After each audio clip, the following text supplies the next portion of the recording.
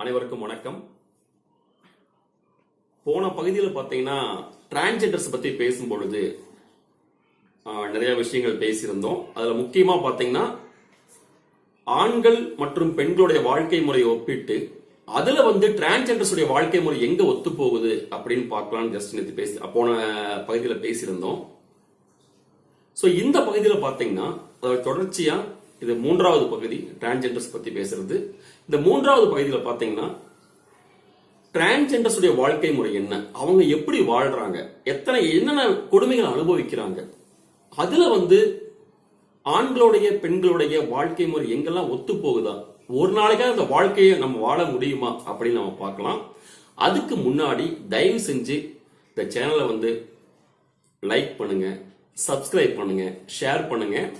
முக்கியமா நான் ஏற்கனவே சொன்ன மாதிரி இந்த விஷயங்கள் எல்லா இடத்துலயும் போய் முக்கியமா நம்மளை போல இயல்பா இருக்கக்கூடிய ஆண்களுக்கும் பெண்களுக்கும் கொண்டு போய் சேர்க்கணும். அதன் மூலமா திருநங்கைகளுக்கு ஒரு மிகப்பெரிய மாற்றம் முன்னேற்றம் ஏற்படணும் அப்படின்னு இந்த நிகழ்வுடைய நோக்கமே. ஸோ அந்த வகையில தயவு செஞ்சு எல்லாருக்கும் நீங்க முடிஞ்ச அளவுக்கு ஷேர் பண்ணுங்க, ஒரு மாற்றத்தை கொண்டு வருவோம். இதான் என்னுடைய வேண்டுகோள். சரிங்க, இப்போ தலைப்புக்கு போகலாம், விஷயத்துக்கு போகலாம். அதாவது பாத்தீங்கன்னா நான் ஏற்கனவே சொன்ன மாதிரி போன முறை அந்த ஆண்களுடைய பெண்களுடைய வாழ்க்கை முறையில எந்த அளவுக்கு டிரான்ஸ்ஜெண்டர்ஸ் வாழ்க்கை முறை ஒத்து போகுதா இல்லையா நம்ம பார்க்கும் பொழுது எங்கேயுமே ஒத்து போயிருக்காது, உங்களுக்கே தெரிஞ்சிருக்கும். இப்ப டிரான்ஸ்ஜெண்டர்ஸ் வாழ்க்கை முறையை பத்தி நான் சொல்ல போறேன். அதுல எங்கேயாவது ஆண்களுடைய பெண்களுடைய வாழ்க்கை முறை ஒத்து போதான்னு பாருங்க. அவங்க வாழக்கூடிய வாழ்க்கையை ஒரு நாளாவது நம்மளால வாழ முடியுமான்னு ஃபர்ஸ்ட் நம்ம யோசிச்சு பார்க்கலாம். அதுக்கான ஒரு முயற்சி தான் இது. சரிங்க, முதல்ல இந்த டிரான்ஸ்ஜெண்டர்ஸ் உடைய அந்த ஒரு மாற்றம் அவங்களுக்கு ஏற்படுறது என்னென்ன கஷ்டங்கள் அனுபவிக்கிறாங்க நம்ம பார்க்கலாம்.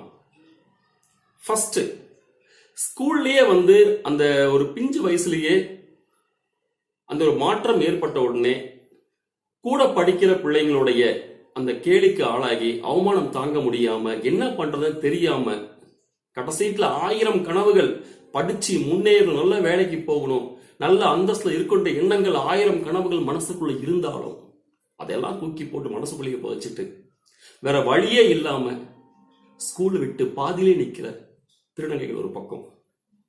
அதுக்கு அடுத்தது பாத்தீங்கன்னா தன்னுடைய பையன் இப்படி மாறிட்டானே, ஊரெல்லாம் தப்பா பேசுறாங்களே, கூட பிறந்தவங்களுக்கும் அவமானமா இருக்கு, நம்மளுக்கும் அவமானமா இருக்குன்ட்டு வீட்டை விட்டு பெத்தவங்களால அனுப்பப்பட்டு தவிக்கிற திருநங்கை நிலை ஒரு பக்கம். தன்னால குடும்பத்துக்கும் கூட பிறந்தவங்களுக்கும் அவமானமா இருக்குதே, நம்ம இங்க இருக்க வேண்டாம், எங்கேயாவது போய் பொழைச்சுக்கலாம் அப்படின்னு அந்த சின்ன வயசுலயே வேற வழி இல்லாம தானா வெளியே வீட்டை விட்டு தவிக்கிற திருநங்கையோட நிலை ஒரு பக்கம். அறியாத வயசுல வெளியே எங்க போறதுன்னே தெரியாம எங்கேயாவது ஒரு ஆதரவு தேடி போய் அங்க அடிமைகளா வாழ்ந்து கஷ்டப்படுற திருநங்கையோட நிலை ஒரு பக்கம். அந்த சின்ன வயசுலேயே பெத்தவங்களோட குடும்பத்தோட பாசம் கிடைக்காம ஏங்கி தவிச்சு தனியா இருந்து எல்லா உறவுகள் இருந்தும் அனாதையா கஷ்டப்படக்கூடிய திருநங்கைகளோட நிலை ஒரு பக்கம். இன்னொரு பக்கம் பாத்தீங்கன்னா பல இழப்புகளை தாண்டி வளர்ந்து எங்கேயாவது வேலைக்கு போலாம் அப்படின்னு முயற்சி பண்ணி கம்பெனியா ஏறி இறங்கி கடைசீட்ல எந்த ஒரு கம்பெனிலையும் நிறுவனத்துல முதலாளிங்க வேலை கொடுக்காம புறக்கணிக்கப்பட்டு தவிக்கிற வேதனைப்பட்டு நிற்கக்கூடிய திருநங்கையோட நிலை ஒரு பக்கம்.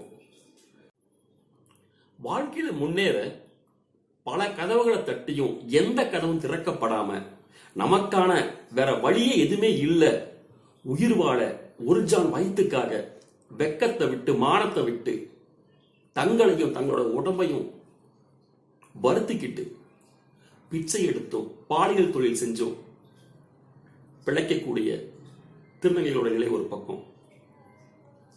தங்கள் மீதான இந்த சமூகத்தோட ஏராளமான பார்வையை எதிர்கொள்ள முடியாம வெளியில பொழுதுபோக்குண்டு எங்கேயுமே போகாம தான் உண்டு, தன்னுடைய வாழ்க்கை உண்டு, ஏதோ வெளியே போனோமா, காசு சம்பாரிச்சோமா, சாப்பிட்டோமா, படுத்தமான்னு ஒரு வட்டத்துக்குள்ளேயே முடங்கி கிடக்கக்கூடிய திருநங்கை நிலை ஒரு பக்கம்.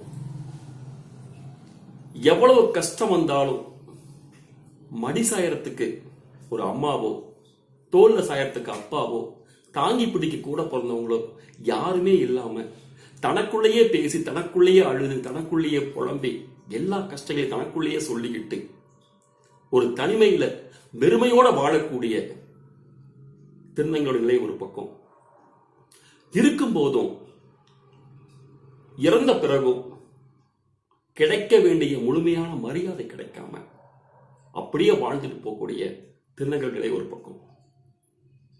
உயிர் போற நிலைமையில இருந்தாலும், உடம்புக்கு எவ்வளவு கஷ்டம் வந்தாலும், அடிபட்டாலும், எந்த ஒரு நிலைமையிலையும் தங்களுக்கான வேலைகளை, அது ஹாஸ்பிட்டலுக்கு கூட்டு போறதா இருக்கட்டும், இல்ல ஒரு சாப்பாடு செஞ்சு தரதா இருக்கட்டும், ஒரு சுடுதண்ணி வச்சு தரதா இருக்கட்டும், எந்த வேலைக்குமே சொந்தக்காரங்க, குடும்பம் யாருமே இல்லாம ஒண்ணு கூட இது போல திருநங்கைகள் பார்த்து அவங்களுக்கு பண்ணா, இல்ல அக்கம் பக்கம் யாராவது உதவி செய்ய முன் வந்தாலும், அந்த மாதிரி ஒரு அனாதைக்கான ஒரு வாழ்க்கை எல்லாம் இருந்து வாழக்கூடிய திருநங்கையோட நிலை ஒரு பக்கம். அழகா தன்னை அலங்காரம் செஞ்சுக்கிட்டு தான் மகிழ்ச்சியா இருக்கிறதா இந்த உலகத்துக்கு காட்டிட்டு உள்ளுக்குள்ளேயே வலி, ரணம், சோகம், கவலை அத்தனையும் மறைச்சிட்டு வாழக்கூடிய திருநங்கையோட நிலை ஒரு பக்கம். இப்படி இன்னும் பல கஷ்டங்களை, சவால்களை ஏத்துக்கிட்டு வாழக்கூடிய திருநங்கை நிலை ஒரு பக்கம். இன்னும் இதை பத்தி நிறைய சொல்லிக்கிட்டே போலாம். இப்படி இன்னும் நிறைய சொல்லிக்கிட்டே போலாம். நான் சொன்னதெல்லாம் ஒரு எடுத்துக்காட்டு தான். நான் ஏற்கனவே சொன்ன மாதிரி நான் சொல்ல நீங்க நான் கண்டிப்பா யோசிச்சிருப்பீங்க நினைக்கிறேன். யோசிச்சு பார்த்திருப்பீங்க திருநங்கையுடைய வாழ்க்கை முறை எந்த அளவுக்கு கொடுமையா இருக்குது அப்படின்ட்டு. இப்ப சொல்லுங்க, அவங்களுடைய வாழ்க்கைய நம்மளால ஒரு நாளைக்கு வாழ முடியுமா, இல்ல ஒரு நாளைக்கு கடவுளை நினைச்சு பார்க்க முடியுமா வாழ்ற மாதிரி? சொல்லுங்க பார்க்கலாம். இப்ப புரிஞ்சிருக்கும் அவங்களுடைய பேச்சு நடவடிக்கையெல்லாம் ஏன் அப்படி முரட்டுத்தனமா இருக்குன்ட்டு.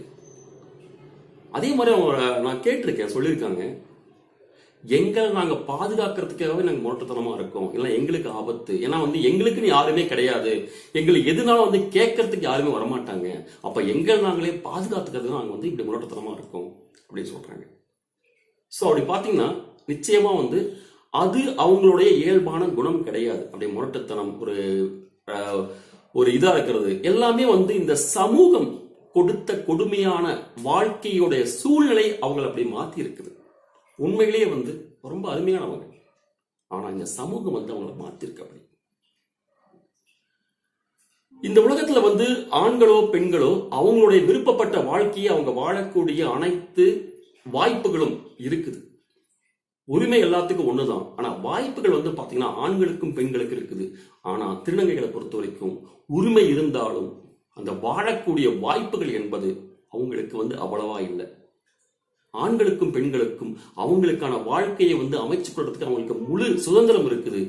ஆனா திருநங்கைகளை பொறுத்த வரைக்கும் விருப்பமே இல்லைனாலும் இந்த சமூகமா பார்த்து தரக்கூடிய அவமானங்களும், தோல்விகளும், ரணங்களும் நிறைந்த வாழ்க்கையை தான் ஏத்துக்கிட்டு எதிர்காலம் எப்படி இருக்குன்னு தெரியாமையே பிறந்துட்டமே, நம்ம வாழ்ந்துதான் ஆகணும், எந்த இடத்துலையும் இந்த அவமானத்துக்கெல்லாம் அஞ்சு கோழையை தற்கொலை பண்ணிடக்கூடாதுன்ற எண்ணத்துல ஒரு தைரியமா இந்த போராட்டமான வாழ்க்கையையும் முடிஞ்ச அளவுக்கு சந்தோஷமா வாழ்றாங்க பாருங்க, அவங்க தாங்க திருநங்கை.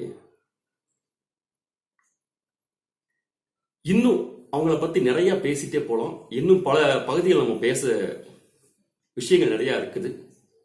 இந்த பகுதி இது வரைக்கும் நான் பேசுனது உங்களுக்கு பிடிச்சிருந்துச்சுன்னா தயவு செஞ்சு லைக் பண்ணுங்க, சப்ஸ்கிரைப் பண்ணுங்க, ஷேர் பண்ணுங்க. நான் ஏற்கனவே சொன்ன மாதிரி தயவு செஞ்சு எல்லாருக்கும் ஷேர் பண்ணுங்க. இது ஒரு முயற்சி. இந்த ஒரு முயற்சியில திருநங்கைகள் வாழ்க்கையை சிறப்பா அமையணும். என்ன போல உங்களை போல அவங்களும் வாழறது என்னுடைய நோக்கம். அதுக்கான ஒரு முயற்சி தான் அது. இந்த முயற்சி உங்களுக்கு பிடிச்சிருந்துச்சுன்னா தயவு செஞ்சு நீங்கள் இணைஞ்சு ஷேர் பண்ணி ஒரு சப்போர்ட் பண்ணுங்க. நன்றி, வணக்கம்.